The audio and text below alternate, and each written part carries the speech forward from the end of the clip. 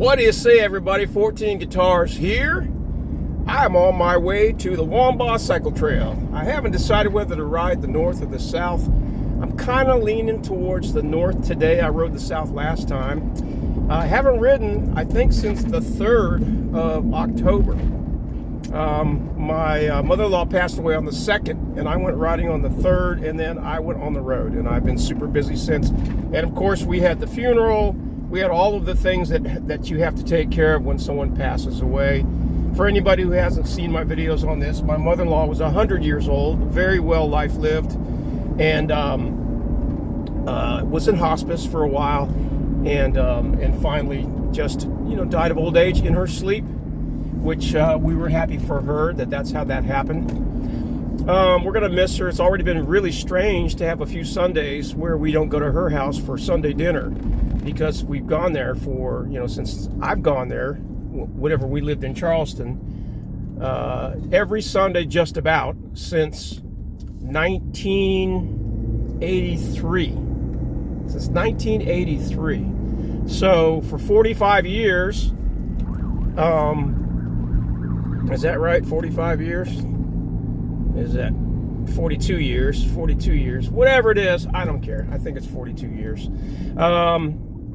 I don't want to do math while I'm driving. Anyway, that's a lot, except when we were off for college, when I was off in college in Clemson and at Georgia Tech in Atlanta. We've been here in Charleston, and literally almost every Sunday we would go there. And she would cook a beautiful chuck roast with rice and gravy, and sometimes a whole nother starch. So maybe macaroni and cheese or some other kind of starch, a veggie, a salad, and homemade bread, sourdough bread. So, boy, we would come home from Mom's every Sunday like we left Thanksgiving dinner. So, anyway, gonna go take a quick ride. Gonna take it nice and easy. I think I'm leaning towards the north because the north is a little more 3D and stuff. And I just want to feel like kind of getting the flow of that 3D windy turns and stuff like that. And a little less straight, fast runs. And just enjoy the woods. It's a nice, cool day. It's only 71 degrees. I hope you all have been able to get out and ride. And I will follow up with you probably on my video that I do after the ride, which looks like this, only I look far more excited and energized, because after a ride, you're just so full of adrenaline and dopamine and all of those, those fun hormones that you get when you ride a dirt bike. So we'll come back then, and I will kind of summarize how the ride goes.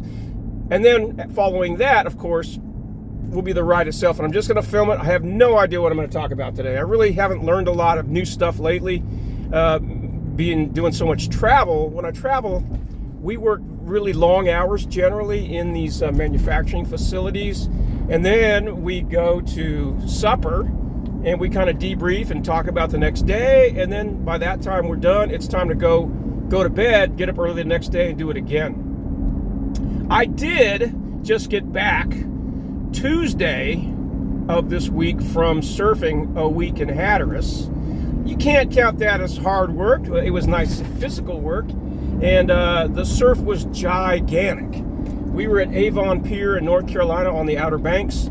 And I mean, just the whitewater walls coming down that pier were 8 to 12 feet high. Or I don't want to exaggerate. So easily 12 feet if you just compare the pictures we got of the waves, whitewater after the waves break under the pier versus the height of the people on the pier. Easily 12 feet. We had to drive down to Frisco just to find a place where we could actually have waves small enough. It's kind of the surf, has to wrap around a point, so it's diminished at the beach. And we were getting 6-7 foot faces, which was really nice. So with my best buds, and we stayed in a nice house. Thank goodness we changed houses, because last year the house we stayed in, if you've watched that video of the houses collapsing in North Carolina on the beach, where 9 of those houses collapsed, there's a greenhouse at the north of all that, and another greenhouse, or bluish green, one house in 50 yards to the inland from that house, that greenhouse. That greenhouse survived, and the house we were in survived, but the road is about, I don't know, 6 feet deep in sand, and under that house, the entire foundation, the cement foundation, was washed out and collapsed. The house that we stayed in. And I and the guys have been staying there. The guys have been staying there longer than me and the group I go visit, my surf buddies. They've been going there, I think, for 18 years or something like that. And last year, we couldn't get it on the days we needed it, so we picked a different house in Avon by Avon Pier, which is about a mile, I think, up the Outer Banks, Outer Island there in Hatteras. And so Avon, our house was not affected at all, and it was right on the water. So we were really lucky. We would not even been able to drive to the house we usually stay in. And it also was condemned because of the entire underneath of it's been washed out. They'll have to build that back up, redo the foundation if they can even save it. I think they can save it. So, all right, folks, back in a bit with my post-ride video, and of course, as always, somewhere over here, I will have put when the ride starts, when the actual ride starts, for those who like to just go straight to the ride. All right, talk to you later. Bye-bye. See ya. What do you say, everybody? 14 Guitars here, and woo! We are just leaving with the YZ250X, the Wambaw Cycle Trail. I rode the North Trail. I haven't ridden since the 3rd of October, so it sure feels great to get out and ride. I was on the road doing a lot of work. Some of my customers up in Kalamazoo, Michigan, and then I went on a surf trip to Hatteras and rode some decent-sized waves in the Outer Banks, which was a lot of fun. The ride today was fantastic. I really enjoyed getting out there. Surfing kept me in pretty good shape. Normally, after 3 weeks without a ride, I'd be pretty sore. I had a little bit of lower back stretchy fatigue, or whatever you want to call it, muscle ache slightly, but not bad at all. And that passed pretty quickly. And just had a nice ride. And I talked a lot about two things. So I talked about cholesterol, issues with cholesterol, statin drugs, and other drugs for lowering cholesterol, and also how to lower cholesterol naturally. Then I talked about blood pressure, and how blood pressure is used with these calculators to decide whether a doctor recommends a statin, right? Your cholesterol, your blood pressure, and your age are combined, and they use a little formula.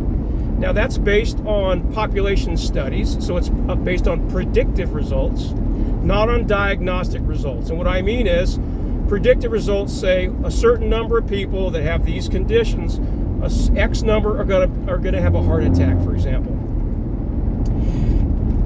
A diagnostic tool actually tells you whether or not you have heart disease or plaque in your arteries. And I talked about that tool, which is very inexpensive, $100 to $200. It's a cardiac calcium test. And it's a CAC, capital C, capital A, capital C. I guess it's CAC, since this switches the view, CAC. And it's a little CAT scan that's very inexpensive, takes about 3 minutes. And that actually is a diagnostic tool that will tell you whether you have any arterial plaque, calcified plaque. And that is a tool that the doctor could then say, well, even if your LDL is high and the calculator says we might need to put you on medication, this rules that out for at least 5 years. Come back in 5 years, take another CAC, monitor your lipid profile in the meantime. Lipid profile meaning the fats in your body. Lipid is just a technical term for fats. And that's all that cholesterol is. Cholesterol is when they measure it, your fats. You got high density lipids, HDL cholesterol, that's the good cholesterol.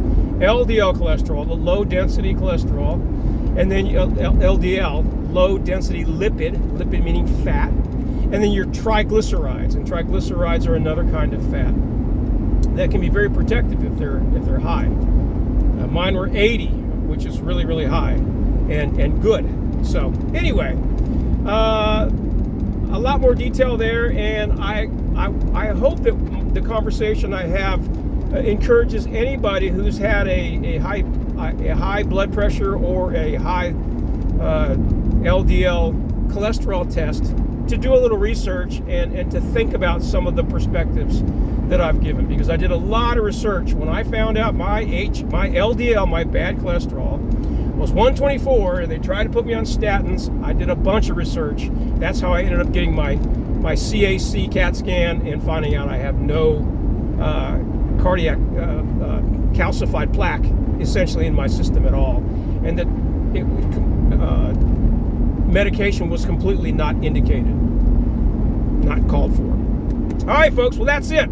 I want to shout out to Alan on his 500, beautiful 500 Husky. He was out there cranking it today. And also I ran into Reed. Reed was there with his dad, both riding YZ250s. I didn't meet his dad, but his dad's on a 2007. And I think Reed was on a 2016, but I'm not sure. Anyway, both on YZ250s. And that's about it. I am going to roll to the office and I'm going to clean up the bike and then head home and watch some Saturday football and enjoy the weekend. I hope you all have had a chance to get out and ride like all the happy faces I saw at the parking lot today.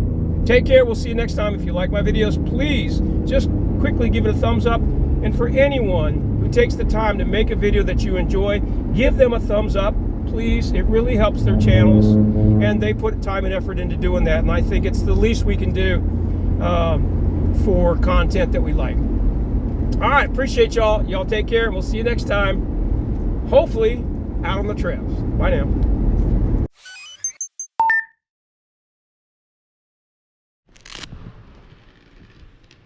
What do you say, everybody? 14 Guitars here. We are at beautiful Wambaw Cycle Trail. I'm going to ride the North Loop today. I haven't ridden since the 3rd of October. And today is, I think, the 25th. Yeah, the 25th. So it's going to be a quiet, easy ride today. Probably spend a lot of time yapping about something or other, as well as riding. These are a little dirty. How these look? Not too bad. Anyway, welcome back to the channel. Appreciate y'all watching. And the YZ250X ready to go. I'm gonna warm up on the trail because we're gonna go nice and easy. So this will be about an hour ride.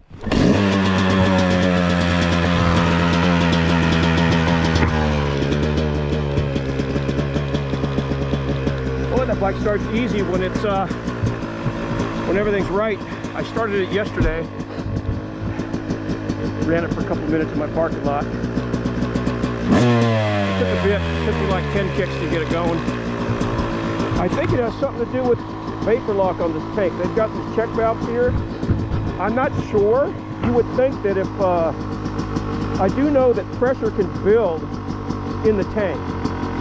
So, if you've seen Cody Webb's video, you know, the hard enduro rider, he was on a YZ250 and he cracked open his tank to refuel and gas just squirted out. So some people are replacing these check valves. I have felt the need. What I do before I start, I just crack it and close it. I don't know if that's actually what's fixed the problem, but anyway, that's what I've been doing lately.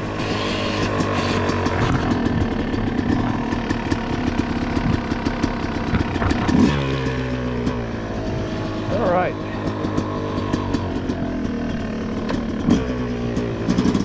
Hope everybody's been doing well. I was able to get a couple of, I had a couple of weeks on the road for work.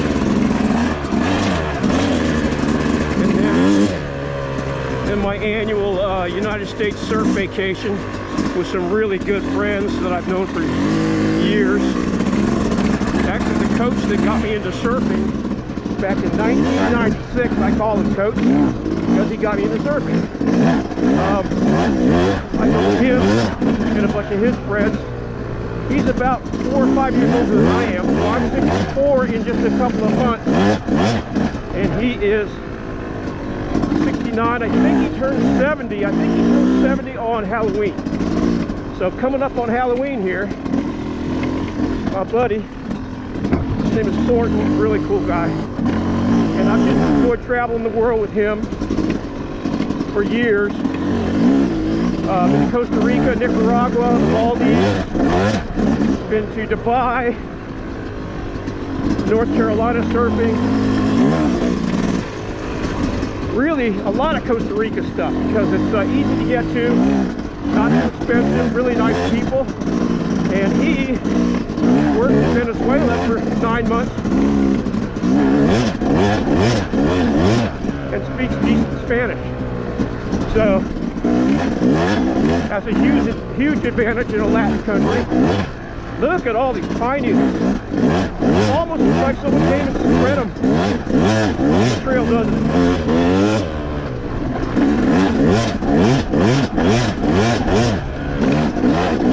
Mother spread them on the trail. Mother Nature.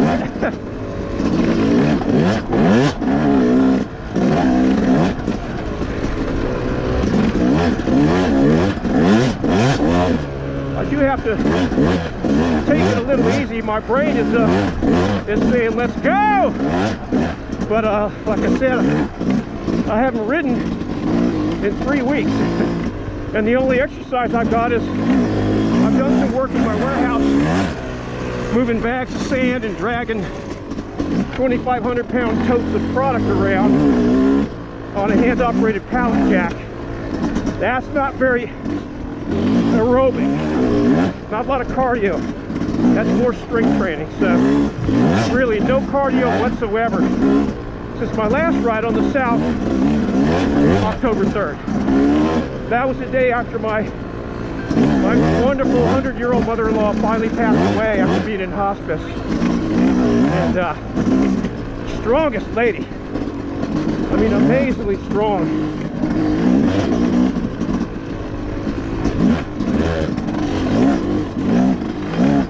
I think I mentioned in my last video, she went 10 days.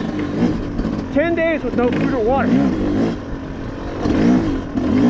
before she finally passed away.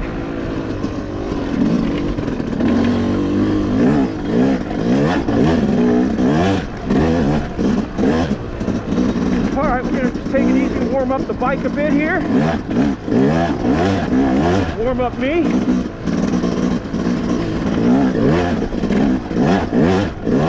I talked a bit last time. I think we'll just slow it down here. We'll just ride easy until I hit these whoops on the power lines. I talked a bit about my adventures with my doctor trying to give me a statin drug to lower my LDL. And what happened was my LDL was 124. They wanted about 100, like 50 to 100 or 70 to 100. And but 124 is barely above, and I think it used to be 120 5 years ago, something like that. Now science is evolving, right? It's not that they were lying when they thought 120 was fine, but they probably have some data that shows your survival is a little better.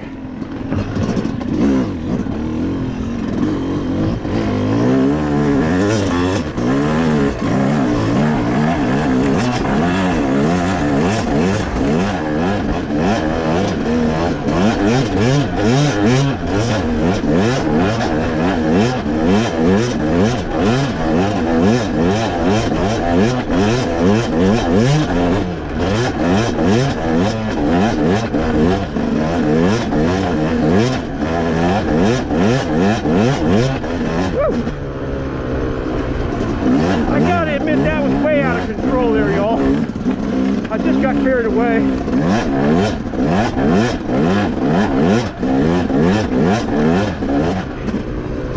But once I got cranking, I was in 4th instead of 5th.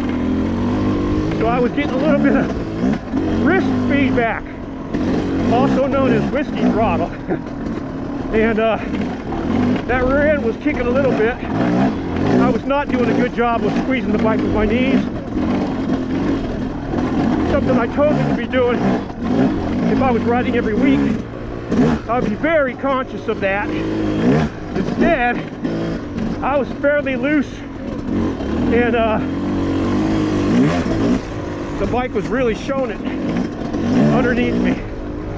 It'll make for an exciting chunk of video, but I don't think that was really very safe. And I crashed on those whoops at a high rate of speed. Actually, the worst crash I think I ever had. And now that was a real whiskey throttle when I went over the back. Maybe I'll show it. I've got some video of that, and I've masked the expletives and to show what happened there. But anyway, at 63, I really don't like being that far outside of my comfort zone. But what I was doing there was I was trying to slam fifth gear from fourth without really managing the clutch, which meant that every time I'd go to shift into fifth, I'd hit the next whoop. My hand would blast the gas, and I wasn't getting it into gear, into fifth gear. Really, I just need to pull in the clutch long enough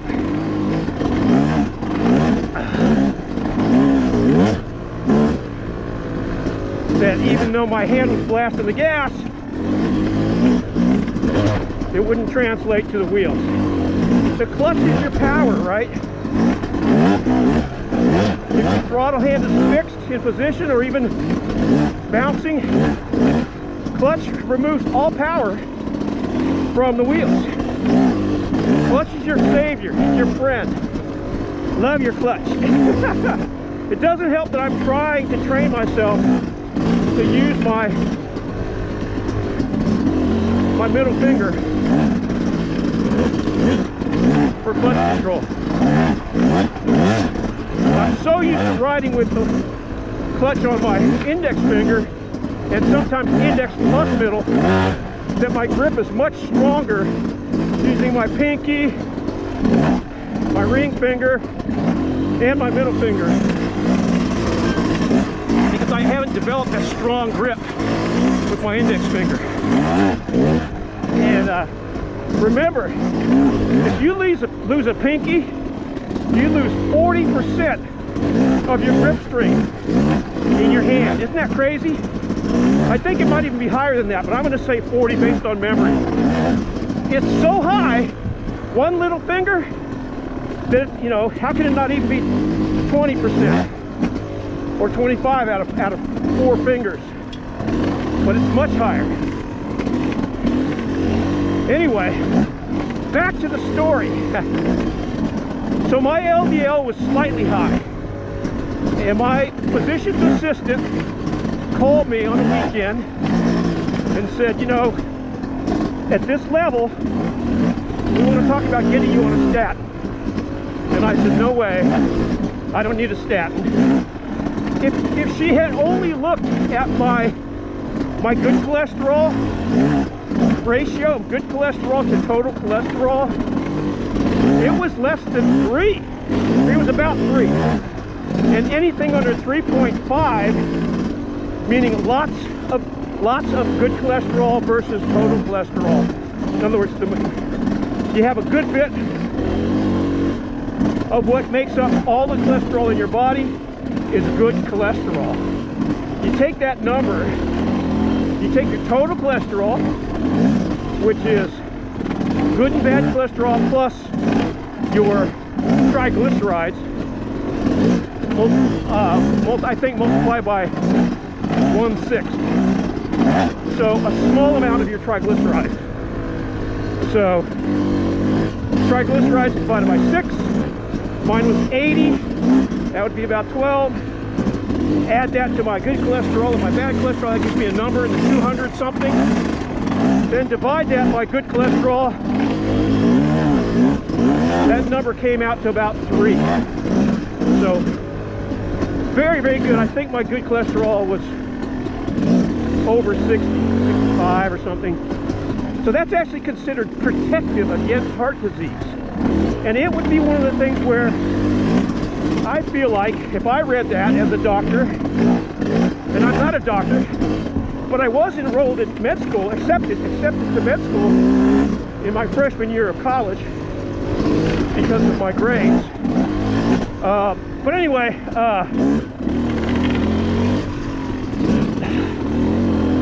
it's considered protective. I wouldn't even consider for a second talking about statins. I might recommend that I eat a little more fiber in my diet to go ahead and lower my LDL cholesterol a little bit, my bad cholesterol. Like I said, it's 124. And I do like my cheese. I love cheddar cheese. It's fairly high in saturated fats.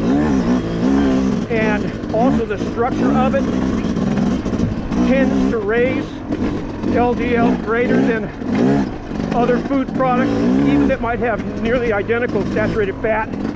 You know, not all foods affect the body the same way, even with the same calories or fats. So, to counteract LDL, you know, I have a burrito almost every day with ground beef and cheddar cheese, or venison and cheddar cheese in my office.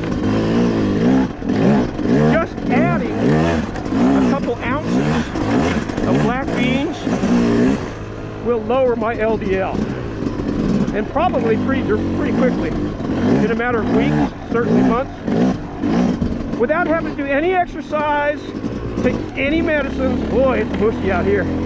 It is so dry we really could use a rain. Anyway, with no exercise, no weight loss, just eating some black beans with my cheese, because black beans are very high in fiber. So here's how cholesterol works. Cholesterol circulates in the blood, and then it's accumulated, if it's high, circulating in the blood in various ways by the body. Other things in the blood can attach themselves to cholesterol and essentially make it unavailable to the body, or at least less of it will be absorbed by the body. And the simplest way to do that is to just add fiber to your diet. And some simple fibers that we all know and we can get anywhere. For savory foods, like salty foods that taste really good, and fats, you can add black beans. For a breakfast food, eat oatmeal. It really does work. Oatmeal really does work. For sweets, eat apples.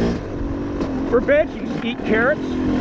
All of those things are high in fiber, and the fiber attaches to the saturated fat molecules, or the molecules. You know, remember, cholesterol is fat molecules. It's your lipid. They call it the lipid panel, right? When they do a lipid panel, when they give you a blood test, and they say, we're going to do a lipid panel. A panel is a group of evaluation tests, right? So they're checking high, low cholesterol, triglycerides. Lipids is just another word for fat. Lipids mean fat. So Lipitor, anti-fat cholesterol drug, right? Cool name. Not necessary for many people. Not necessary for healthy people with very high good cholesterol. And more importantly, so anyway, let's get back to this. She should have started with diet. Ask me about my diet and tell me what to do about it. And then, of course, exercise. Well, I exercise quite a bit, so probably I could exercise more, and I'm sure I would benefit. But unlike high blood pressure, exercise comes second to diet for lowering cholesterol, bad cholesterol. And if you literally just reduce, if I ate 2 ounces of cheese every day, cut it down by 1 ounce, that by itself would probably be enough to lower my LDL. Just don't slice so much cheddar cheese onto my burrito. But I love me some cheddar cheese. And if all I have to do is eat some beans with it, which I love too, I love black beans. Bush's black beans, holy smoke. They are seasoned so well. Bush's black beans. They're small, little small black beans. There is kind of a little sauce. You can use it in all kinds of stuff. But on a burrito, man, boy, they are so good. They are so good.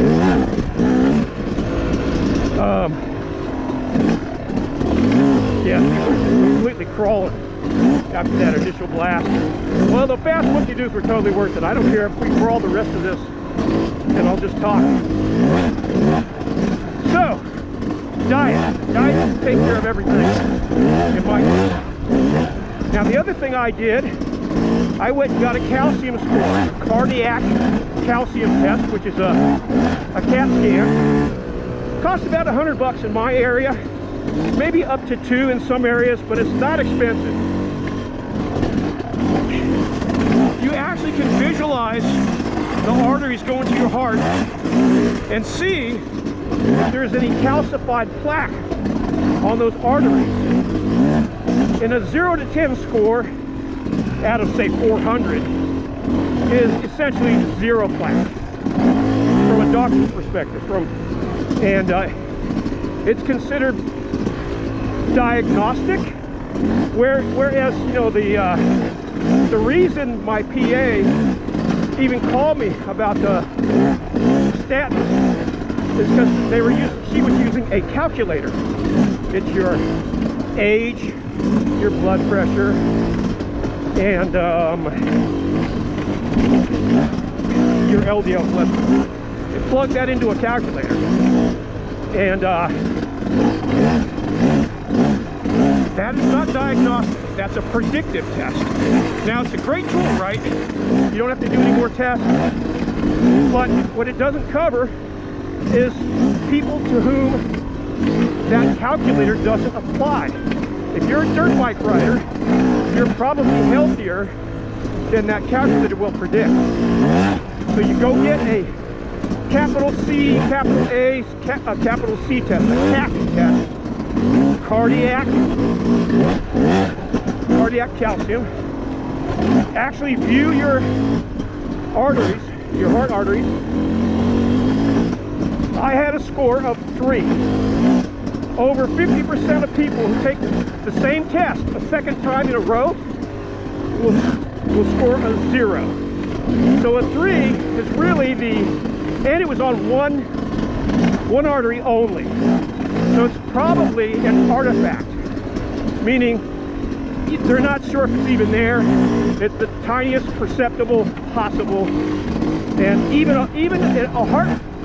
if my heart changed the beat at the moment they did that measurement, that took that picture, it could change from a 3 to a 0.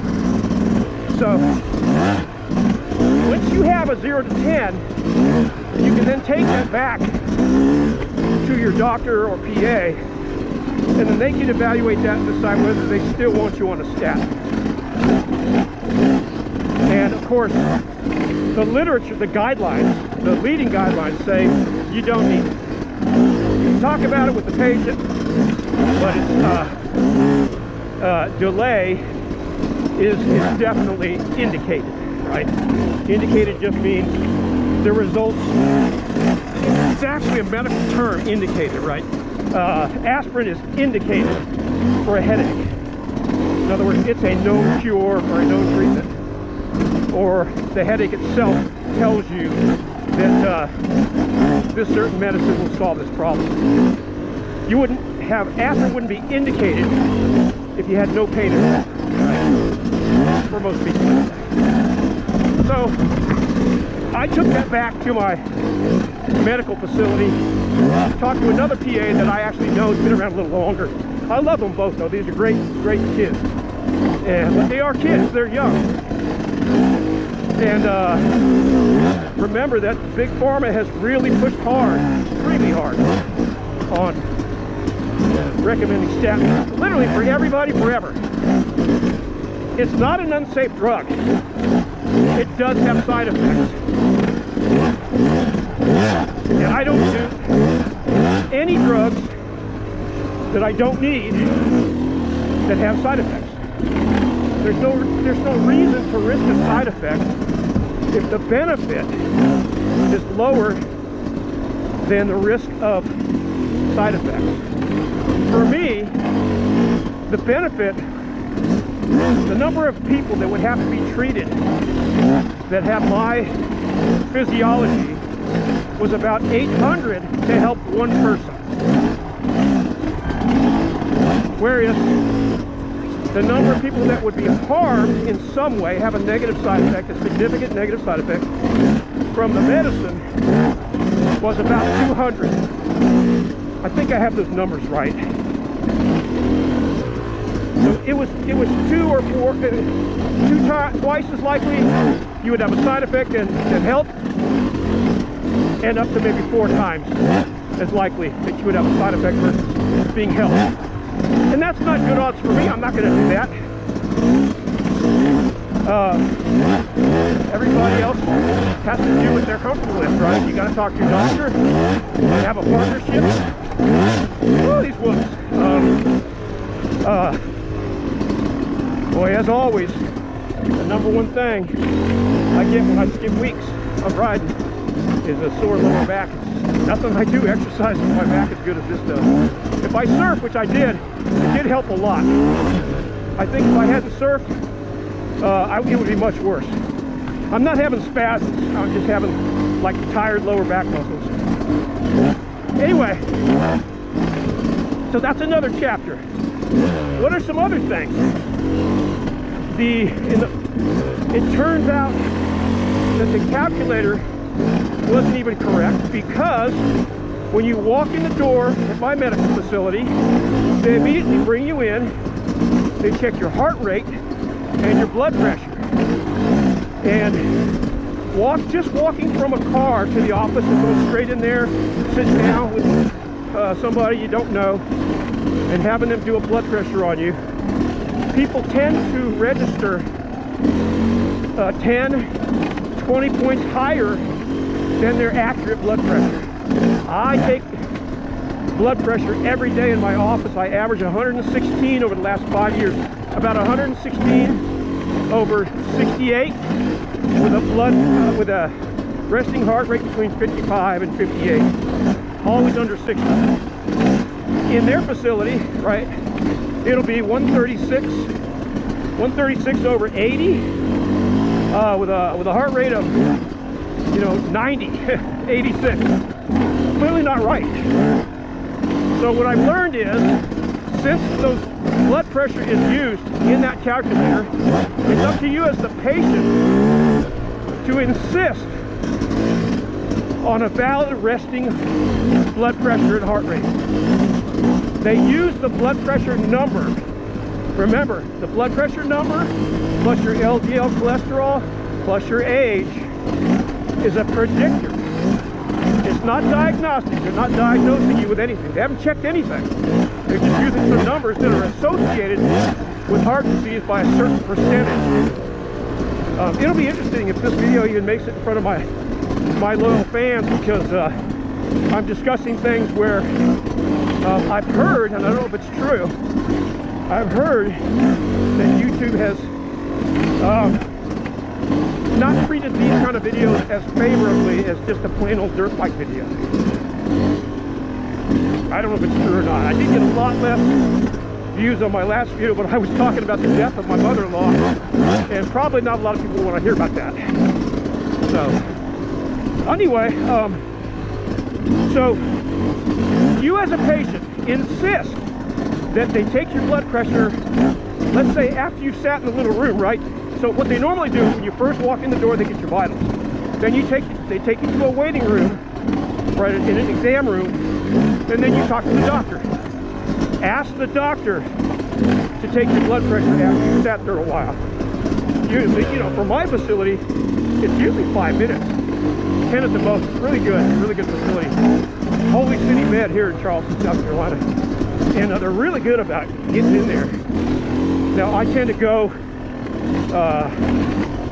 not at lunch and not at breakfast and not at dinner, because there are less people there then. But make sure they give you heart rate monitor, oxygen monitor, and blood pressure test in that room after you've had time to come off of the high that you get going to the doctor in the first place. For some people, it's very anxiety producing. I like the doctor. I'm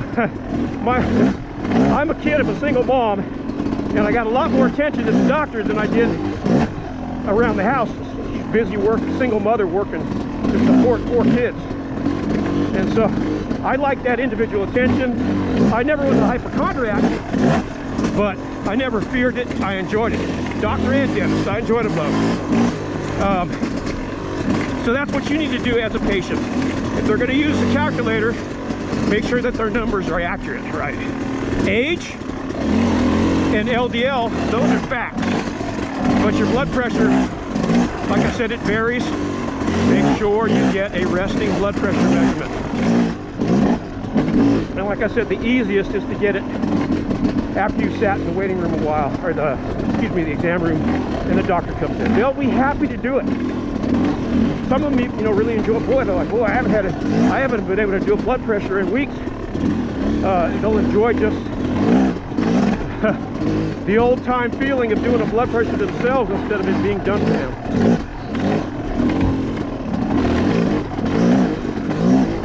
Yeah, we're taking it totally easy this ride. Now we're about to go down a big hill through the whoops. I'm going to go a little faster just because I can't stand to go slow down there. I won't talk much during that, and we'll resume this. But so where we're leaving off here is make sure you get an accurate blood pressure. It beats your calculator. Now, if you do get a result with the calculator where they're talking about, discussing possible requirements to use. All right, I'm going to stop talking. Can we get some water here, okay?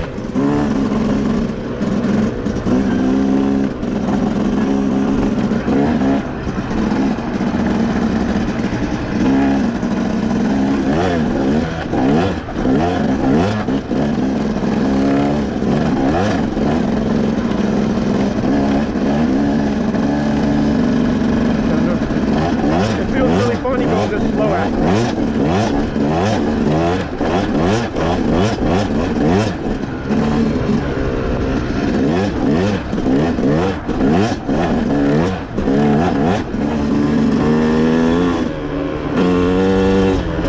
Careful when you get down here.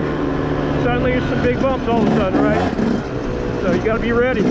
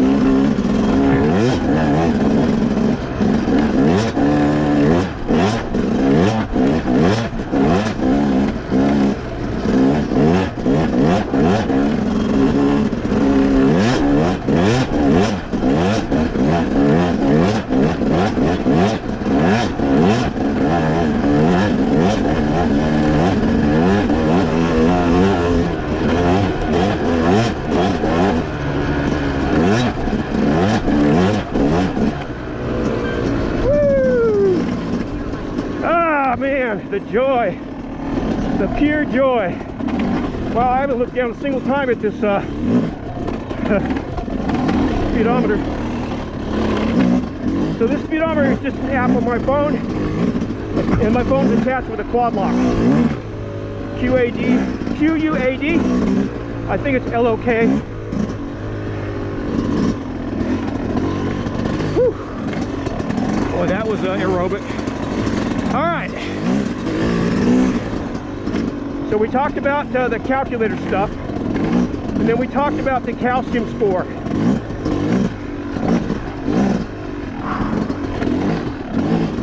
And then we talked about how to lower your LDL, because it's good to have it low anyway. It is predictive.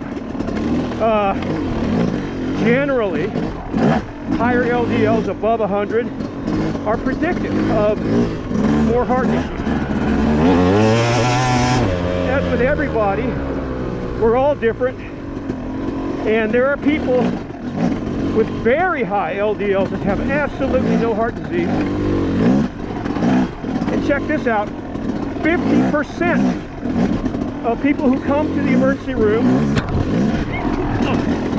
with a heart attack have LDLs below 100. So it's predictive, but it's not diagnostic. If you take an average of the population, the average that has higher LDL are more likely to get heart attacks.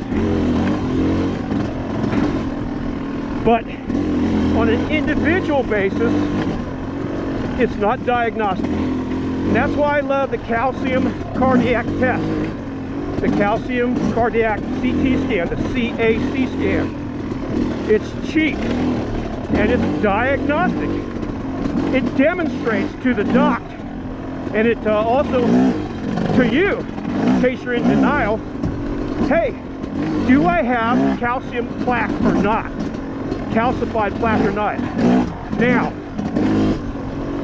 you can also have plaque in your blood vessels that is soft. It hasn't calcified yet.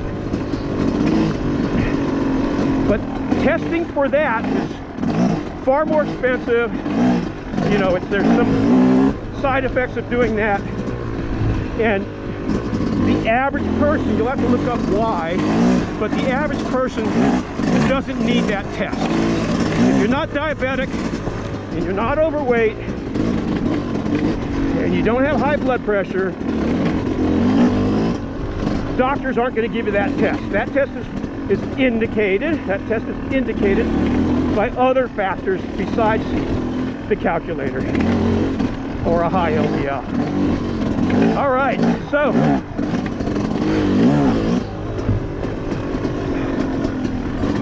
that takes care of cholesterol. Let's talk about statins, the actual drug itself, right? There are several different kinds, and you can take them different doses with different frequencies. So my buddy was on 40 milligrams of something when he first got on them. He had had a stroke. So he's indicated statins will likely save at least 1 in 100 people from a deadly stroke or deadly or debilitating heart attack for someone who's already had a stroke. But whatever he was on, it gave him terrible muscle pain. Where, you know, he's a surfer. It's my coach. It's my surf coach that I've been talking about that was just on this trip with. So he talked to his doc, and they adjusted his dose, and they changed to a different product. Everybody's different. Everyone is different, and every body is different. Your body, my body. When I say body, that's what I'm talking about. Our bodies are different. There's great variability in how we are affected by drugs. And so he ended up on a lower dose every other day. It worked pretty well. And then eventually he switched to a non-statin drug that does a similar thing. And I think he takes a shot, I think he said once a month.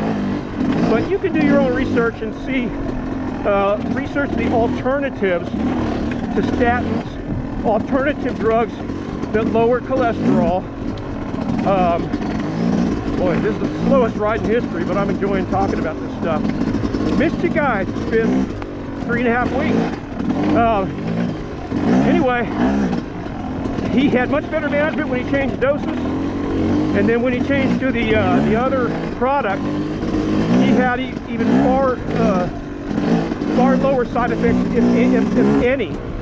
The only side effect that he is having that I might be a little concerned, or at least discussed with my doc, is I think he said his cholesterol was, his LDL was 30, and that's low. You want at least 50 to 70, 50 to 100. When you get down below 50, it can be the opposite. There can be some side effects. Because remember, LDL, they call it bad. It's only bad if you have too much. You cannot live without LDL cholesterol. It's as necessary as HDL cholesterol. And all the L and the H means is the size of the molecule. Low density, maybe not the size, but the LDL is low density lipids. So, less mass per volume. And HDL is high density lipids. So strong, heavy molecule HDL of fat, and light, stringy molecules of fat is LDL, low density lipids. It really just means like spongy fat molecule versus a dense fat molecule. The thing about LDL is they are more likely to calcify than to be collected and removed from your system. They're more likely to, boy, trail dragon almost got me just then. You saw I was a little close to the side and I felt a little bump from a stump. Anyway, you can't live without either of them. You will die without LDL and HDL cholesterol. So that's another thing you're going to work with your doctor. Is if he puts you on a cholesterol lowering drug, you want to make sure you don't get too low. And you discuss any issues of getting them too low. And I am definitely not a doctor. I have a lot of research to do. I'm an informed consumer, but I haven't had to work. I haven't had a stroke, so I haven't done the 100 or 200 or 400 hours of research I would do if I would look at every single study that the AI. I have 3 different AIs in my company that we pay for. I would have them gather all the information if I would have a stroke for treatments, and also what I can do behavioral-wise to reduce the chances of having another stroke. I haven't, so there could be a very good reason that the doc has my friend on a product that makes his LDL so low. Boy, it's just bumpy out here. If you can get a rain, you can come on out and really enjoy this place.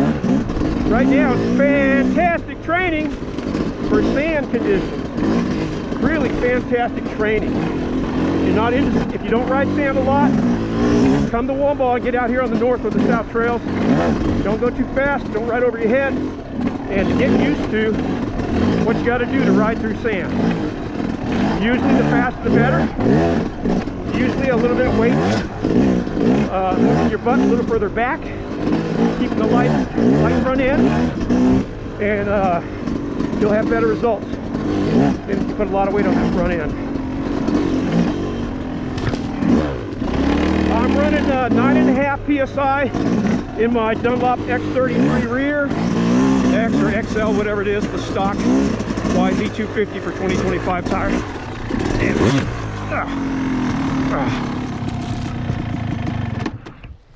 And I'm running, well, here we go, Geomax MX. Oh, losing a good bit of fuel there. Let's pick her up.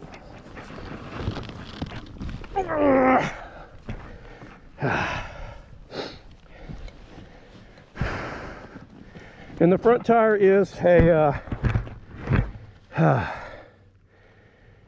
Geomax Invisible because of all the sand. It is I think it's a MX33F, which stands for front.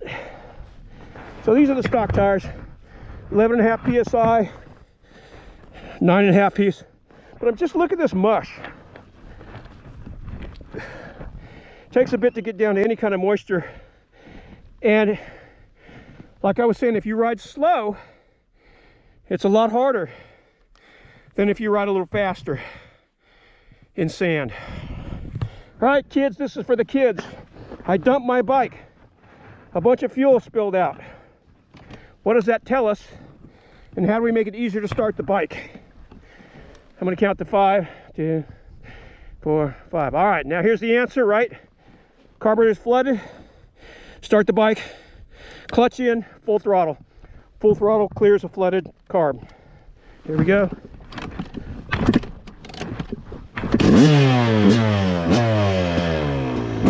Maybe someday I'll start the bike with regular throttle, and we'll see what kind of difference that makes. The smoke is just from all the fuel and oil below my piston spilling back up into the piston chamber, the cylinder. Yeah, so I was saying about the sand. A few things have happened. So light front end, and also a little higher gear. Keep steering up. You're less likely to spin the back, which means when you need thrust, you're not going to spin the tire, you'll have thrust. Because often a little gas will get you through a corner a lot better than steering if you need it on a sandy corner. So the front's kind of, let's say the front's kind of mushing out. You can just give it a little smooth throttle. Get that rear end through there. All right, we've done our cholesterol discussion. What are the treatments of cholesterol besides diet? Number 1 is diet. Number 2 is exercise. Number 3 is weight loss. And like we said, diet is lower your saturated fat, especially from foods that are particularly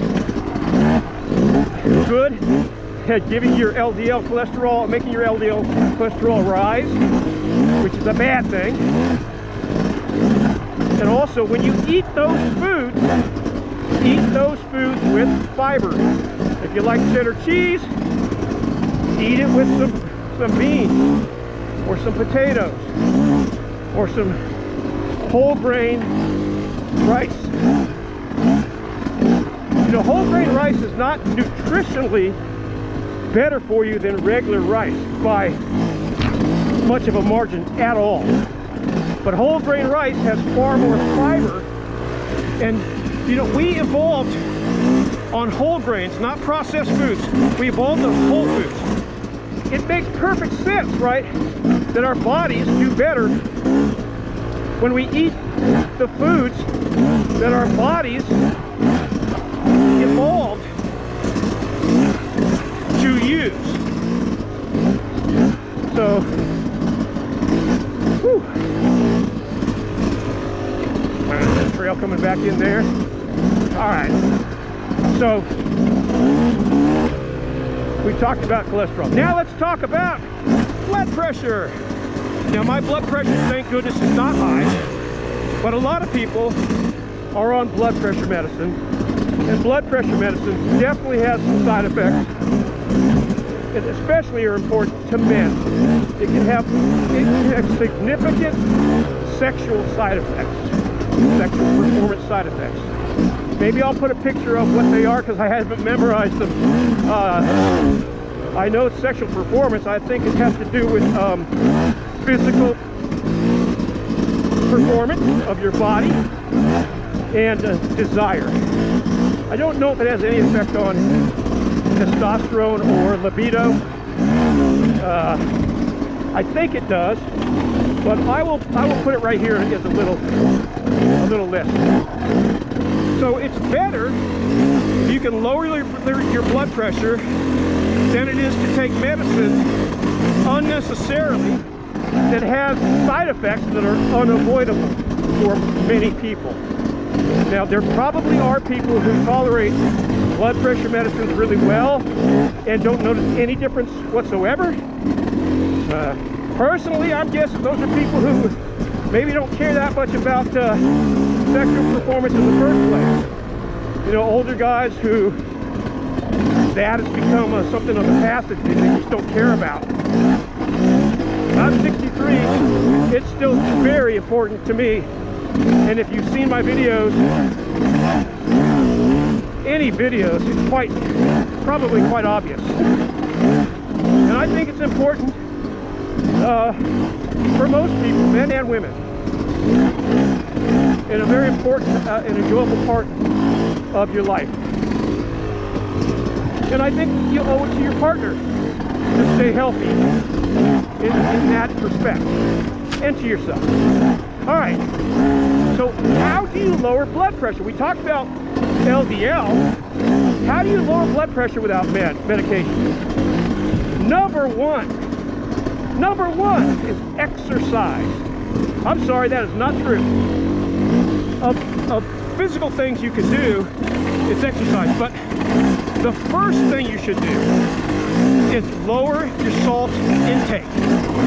Now, salt is critical to human beings. If you don't have enough salt, you have a much higher death rate. Low salt is associated with a higher death rate than high salt.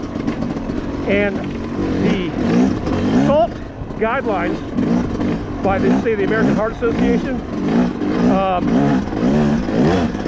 are really much lower than someone like us, active people, lower than we can tolerate, and even lower than we need. We can improve performance. I can take 4,000 milligrams a day of salt easily, because I'm sweating out a bunch of salt, and I have a very active life and efficient cardiovascular system. And I think the guidelines are 2,500. However, genetics is a big determinant of how your body handles salt. So those guidelines by the American Heart Association, they are taking into account population genetics. They want a number that will work for everybody. And here's a cool thing that I didn't know, I just learned it. I have a good bit of Native American heritage. Native Americans, pre-contact, before the New World was discovered, before Europeans came to the United States, salt use was very low. So those populations evolved in low salt environments. And that did two things that affect the kidneys. It changed the signaling mechanism that affects the kidneys. One is, if our bodies were low in sodium, our kidneys were triggered to preserve salt. And that's why a lot of Native American folks, and I noticed that when I was a kid, my little brother and I could hike the canyons of Southern California, hike Tecolote Canyon in 100 or 110 degrees an entire day without a sip of water and not feel thirsty. And just didn't think anything of it. We didn't know any better. He was my closest friend, so I wasn't thirsty, he wasn't thirsty. It didn't seem unusual to us. Well, that's because our kidneys are more likely to receive a signal to preserve salt in the bloodstream. Remember, salt is primarily excreted by the kidneys, primarily. So you got a signal to preserve salt. So you might think, well, in that case, when I take a lot of salt, I'm much more likely in that case to have too much and raise my blood pressure. Remember, blood pressure, as far as diet goes, high salt diet increases blood pressure. Because salt, I can't remember what the mechanism is in the bloodstream. I think it has to do with the ability of the blood vessels to dilate. I'm not positive, we can look that up. But that's just a fact. High salt content in the blood raises blood pressure. That's why lowering your salt is the first line of defense to high blood pressure to start with. Well, I just told you, as a Native American, I have a signal that tells me to preserve salt if I'm low on salt. But on the flip side, if I get too much salt, I have a very sensitive sensor that tells my kidneys, hey, you got way more salt than we are used to. You need to get that salt out of your body. And it's not hard work for the kidneys to get rid of salt at normal levels. It's just what kidneys do. The big thing is the signal is what's important, not the ability. And my signal is very well tuned to make sure that in my actual bloodstream, and that's mine, I say mine generically, Native American peoples in general are very good. They have signals in their brains that are very good at controlling and optimizing the amount of salt in the bloodstream. Now you would think that Europeans, having been exposed to salt for centuries, would also have a system very well tuned to getting rid of extra salt, but they don't. So if you don't have some of these genetics, it's quite possible, and I don't know who else. I know European heritage is one. I didn't do a study on what all the different heritages are that have good control, sensitive sensors for salt versus insensitive salt sensors that trigger the kidneys. But anyway, like I was saying, people are different, and you may be a person who doesn't have a strong signaling sensor to control salt in your bloodstream. If you eat a bunch of salt, your body doesn't really recognize there's too much. If you don't eat enough, it doesn't recognize that there's not enough. It's a sensitivity thing that was developed, and it's a known genetic condition with Native American people. And I'm sure having a lower sensitivity to salt, both from having too much and too little, is also a known genetic condition. I just didn't study who that affects. But anyway, that's your starting point. Lower your salt, let's say to the American Heart Association recommended level. And maybe cut your electrolyte sodium content in half. And only do electrolytes after a good hour of hard endurance.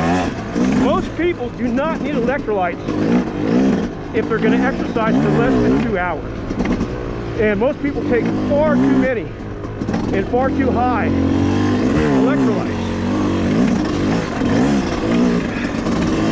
I personally don't need a lot of electrolytes because my kidneys won't get rid of a lot of salt when I sweat if they feel like I need it. But they definitely make me feel better too. So anyway, cut your salt.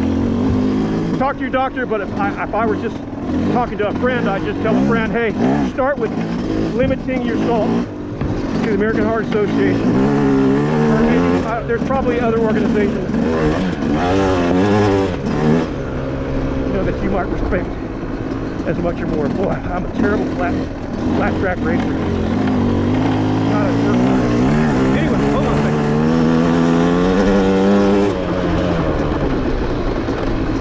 All right, Favorite Park Woods. We're close to the end now. I think we got 5 miles to go with that. All right, so that's number one. Start with that. Number two. That is diet. Remember, we said that for blood pressure, cholesterol, diet is number one. I guess diet is number one for blood pressure as well. But if salt doesn't change anything, right? Next is exercise. Why is that? Exercise makes your heart it makes your heart work better. It can pump more blood, more volume, and it can pump it more easily. Why is that? The heart expands and strengthens, so it can pump more blood volume. But if your veins, if your blood vessels were still unchanged, the pressure to pump that would still be the same.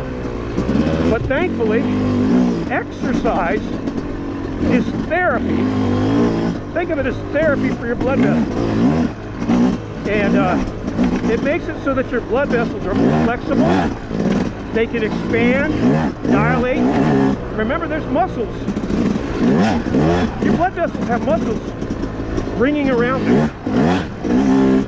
And those muscles can contract or dilate. In other words, make smaller, contract, or dilate, make bigger your blood vessels. Exercise is a workout for your blood vessels. Makes it work better. That makes a bigger tube for your blood to go through. It's the same blood vessel, but it opens up more. It's dilated. It's more flexible.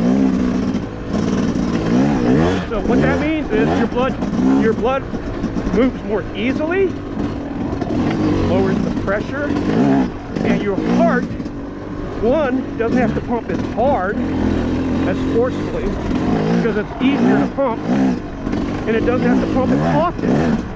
That's why athletes get resting heart rates that are much lower than the general public, right? I think the general public, 72 is the heart rate. The athletes, well, you know, we're down in the 60s or lower sometimes. It's because you get plenty of oxygen with less heartbeats,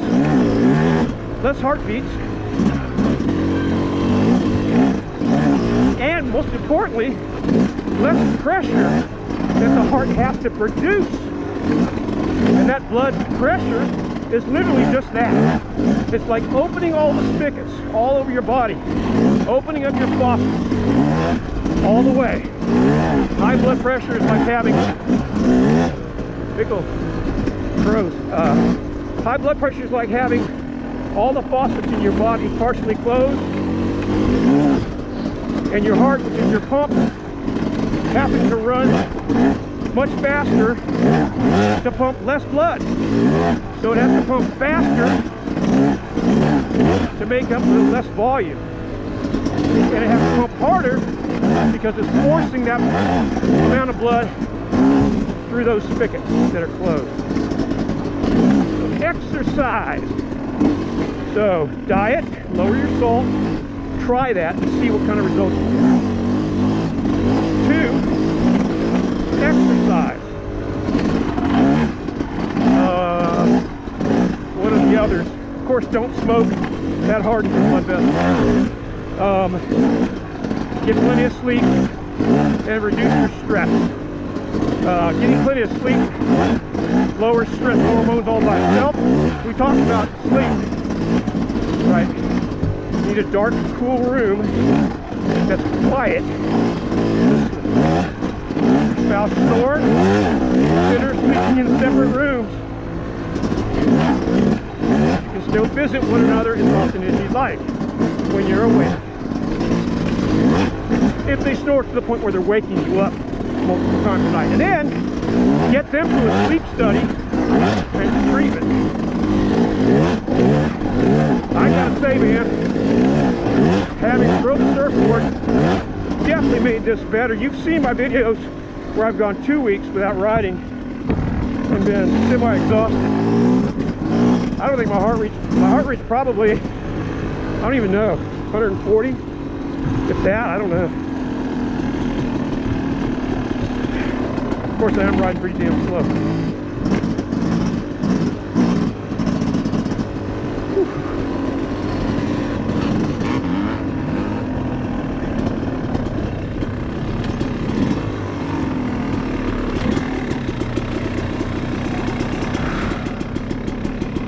All right.